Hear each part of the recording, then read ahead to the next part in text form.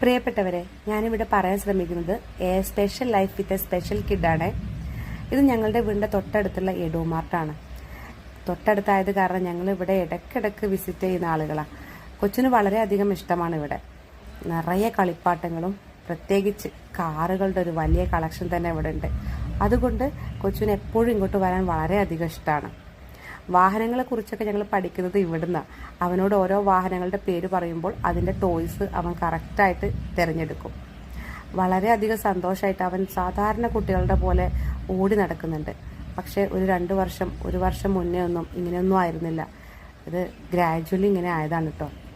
Auto, ഇതിൽ auto ഇട auto auto കാണിച്ച ഓട്ടോ ഓട്ടോ ഓട്ടോ ഓട്ടോറിക്ഷ ഉണ്ടോ ഇതിലേതാ? ഓട്ടോ എടുക്ക് ഓട്ടോ.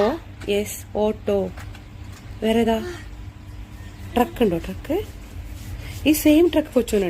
ഇതിലേതാ? ട്രാക്ടർ എടുത്തോ. ട്രാക്ടർ നോക്ക്. ഹായ്, അത് ട്രാക്ടർ. കറക്റ്റ്, അതിന് ട്രാക്ടർ എടുത്തോ.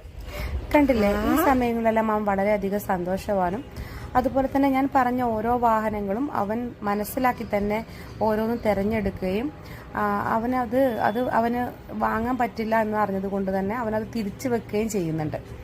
ഓട്ടോ വീട്ടിലുള്ളത് കാരണം, ഇനി വേണ്ട എന്ന് പറഞ്ഞത് കാരണം ഞാൻ അവിടെ വെക്കാൻ പറഞ്ഞു. അപ്പോൾ അതും അവിടെ വെച്ചു. അവിടെ ഒരു പ്ലേ ഏരിയ ഉണ്ടായിരുന്നു. അവിടെ അവൻ്റെ ഷൂ മറന്നു വെച്ചത് കാരണം എവിടെ നിന്റെ ഷൂ എന്ന് ചോദിച്ചപ്പം അത് ഓർത്തു പോയി അത് എടുക്കുകയാണ്. ഇതെല്ലാം ചെയ്യുന്നുണ്ട്. പക്ഷെ ഇതിന് ശേഷം ഞങ്ങളൊരു തുണിക്കടയിലേക്ക് പോയി. അവർ തുണിക്കട ഒട്ടും ഇഷ്ടമല്ല. അപ്പോൾ അവിടെ ചെന്നപ്പോൾ ഭയങ്കരമായിട്ട് അവന് ബുദ്ധിമുട്ട് കാണിച്ചു. അപ്പോൾ ഈ ബുദ്ധിമുട്ട് കാണിക്കുന്നത് ഈ തുണിക്കട ഇഷ്ടമില്ലാത്തത് കൊണ്ടാണെന്നാണ് ഞാൻ കരുതിയത്.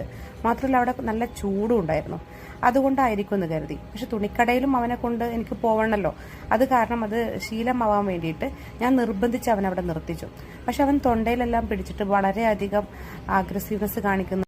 അവൻ ബഹളം വെക്കുന്നുണ്ടായിരുന്നു. എന്നിട്ടും ഞാൻ അവനെ മനസ്സിലാക്കുന്നില്ല എന്ന് കണ്ടപ്പോൾ അവൻ്റെ വസ്ത്രത്തിൽ മൂത്രമൊഴിച്ചു.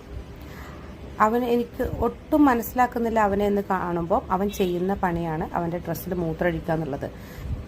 1-2 തവണ അവൻ അങ്ങനെ ചെയ്തിട്ടുണ്ട്. അപ്പോൾ പിന്നെ ഞാൻ അവിടുന്ന് എനിക്ക് പോരേണ്ടി വന്നു. ഞാൻ പുറത്തിറങ്ങി അവനെയും കൊണ്ട്. പക്ഷെ അവൻ പുറത്തുള്ള ഒരു ഷോപ്പിലേക്ക് ഓടിച്ചെന്ന് കയറി ഒരു ബോട്ടിൽ വെള്ളം എടുത്തിട്ട് 10 രൂപയുടെ ഒരു ബോട്ടിൽ വെള്ളം മുഴുവൻ അവനെടുത്ത് കുടിച്ചു.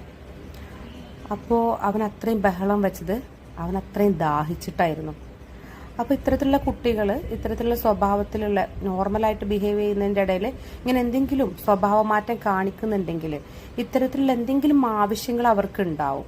അവരെ കൂടെ തന്നെ നിൽക്കുന്ന നമുക്ക് അത് മനസ്സിലാക്കാൻ സാധിക്കണം. അത് മനസ്സിലാക്കി നമ്മളത് പ്രവർത്തിക്കാനുള്ള സമയം നമ്മൾ